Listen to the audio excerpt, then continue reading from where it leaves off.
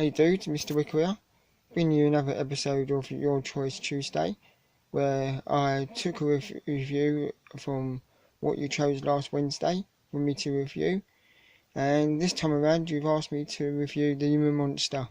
This is a 1939 film starring Bela Lugosi. Also goes under the name of Dark Eyes of London and it's a novel by Edgar Wallace.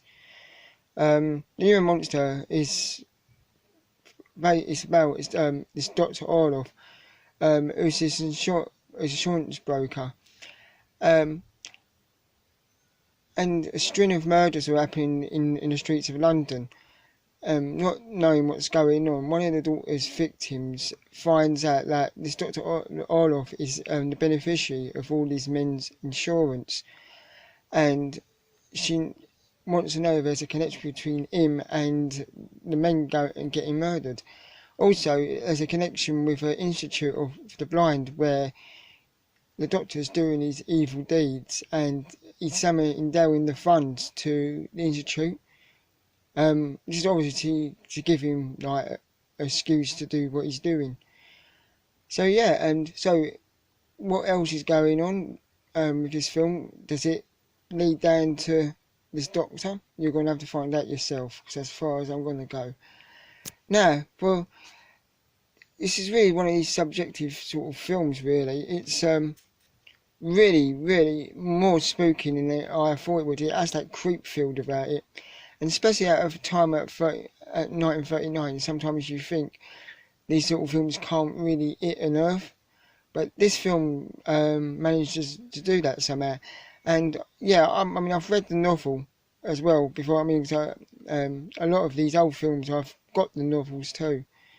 And this one, I mean, the book is a really good book as well. And it really goes into, like, I mean, it definitely has its creep field, but the film actually portrays the book really well, and it manages to catch everything on camera. The acting is really good as well. It's I mean, it's set in Britain, so it's a fairly low budget, really a very low budget film. It does show its budget, but that doesn't really matter, because you know you've got the Bela Lugosi, who's at this time is sort of coming back from like a little spinal term without making a film from the Dracula films. Also, obviously, he had that drug habit as well, which eventually ended up killing him. From what I understand, he got it back from, he had it for years, and I understand he was still going through addiction during making of this as well. So yeah, like I said, there's not much sort of hardcore violence, or it's like pretty tamed really for what the film subject's about. So yeah, I mean, don't let the age or anything put you off, because you know even this film surprised me how much it spoke to me, and you know you do get them sort of gems were able to do that.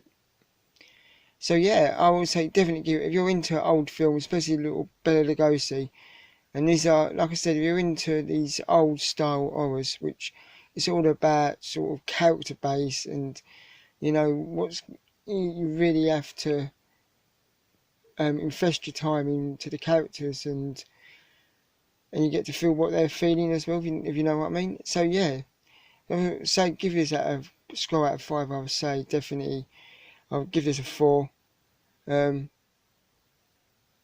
I said, the acting is not brilliant, and the set's not fantastic. You can tell it's fairly, like I said, really low budget as well.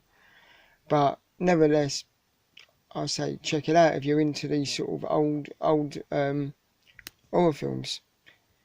But if you're also a Bela Lugosi fan, you won't be disappointed, because he plays his character well, and you know his accent and everything like that is just perfect. So check it out. Later, dudes.